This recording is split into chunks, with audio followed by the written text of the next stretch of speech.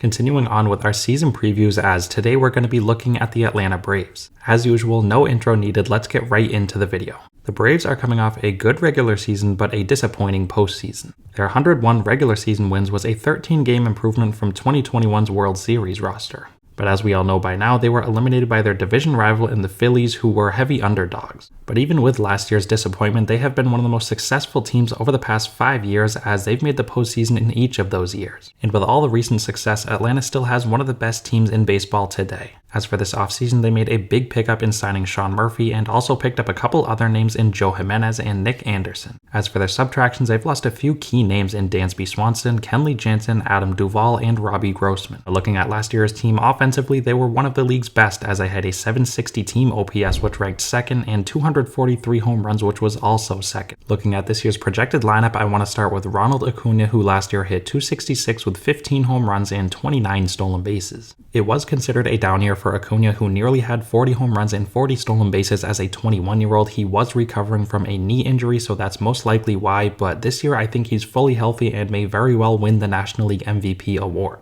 Another big name in this offense is Matt Olson, who last year in his first year in Atlanta hit 240 with 34 home runs and an 802 OPS. Olson all around is one of the best first basemen in baseball today. He has 40 home run potential, all while providing you with gold glove defense over at first base. In the outfield, they have a budding superstar in Michael Harris, who last year hit 297 with 19 home runs and 20 stolen bases as a rookie. And what makes these numbers even more impressive is the fact that Harris didn't even play a full season last year, so with a full season ahead of him this year, he may put up some ridiculous numbers. At third base, they have another star in Austin Riley, who last year hit 273 with 38 home runs and an 877 OPS. And we can't forget about Ozzie Albies, who last year in limited time hit 247 with 8 home runs and a 703 OPS. I still think Albies is one of the best second basemen in the game today. He doesn't seem to get the respect he deserves. I've seen all kinds of lists where Albies has been outside of the top 10 second basemen, and I think that's just ridiculous. As mentioned earlier, they picked up one of the best catchers in the game this offseason from the Oakland A's in Sean Murphy, who hit 250 with 18 home runs and a 758 OPS. They also have Travis d'Arnaud, who I think is perfectly suited for the DH role in this lineup, as last year he hit 268 with 18 home runs and a 791 OPS. They also have the impressive young infielder in Vaughn Grissom, who last year hit 291 with 5 home runs and 5 stolen bases in limited time.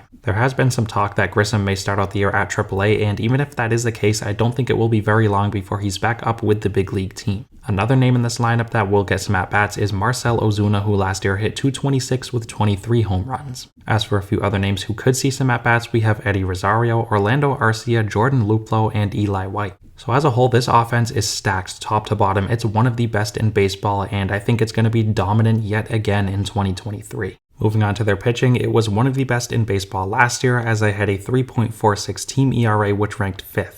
Looking at the starting rotation, I want to start with Max Fried, who nearly won the Cy Young Award last year, as in 185 innings he had a 2.48 ERA with 170 strikeouts. They have another all-star caliber starter in Kyle Wright, who in 180 innings posted a 3.19 ERA with 174 strikeouts. Another name in this rotation we can't forget about is Spencer Strider, who is one of the best young pitchers in the game today, as last year in 132 innings he posted a 2.67 ERA with 202 strikeouts. For the back end of this rotation, they have Charlie Morton, who last year in 172 innings had a 4.34 ERA with 205 strikeouts. Ian Anderson may also get some starts, as last year in 112 innings he had a 5 ERA.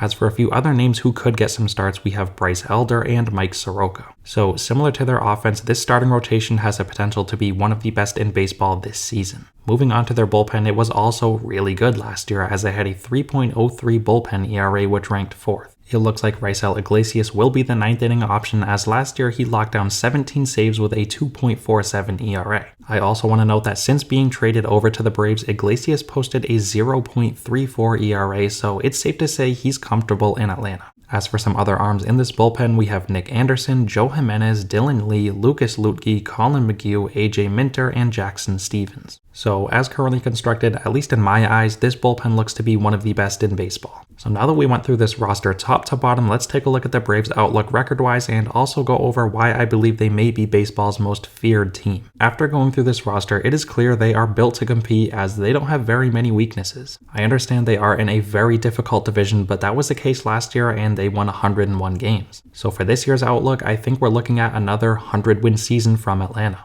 I understand they did lose Dansby Swanson and Kenley Jansen, but they replaced them with some pretty serviceable players this offseason, so I don't think there's going to be too much of a drop-off there. Going back to Atlanta being baseball's most feared team, I think that may be the case because they obviously won a World Series in 2021, and much of that roster is still on the roster today, so they are a team that's been there and really has a lot of experience all around. And as I mentioned many times throughout this video, they don't have many weaknesses at all. They are stacked offensively on the starting rotation and in their bullpen. So yeah, there are other teams that are going to be feared across the league, but I think Atlanta may be at the top of the list. They are a team that I would not want to face at all. Let me know what you guys think of the Braves down below. Thank you so much for watching, and I'll see you next time.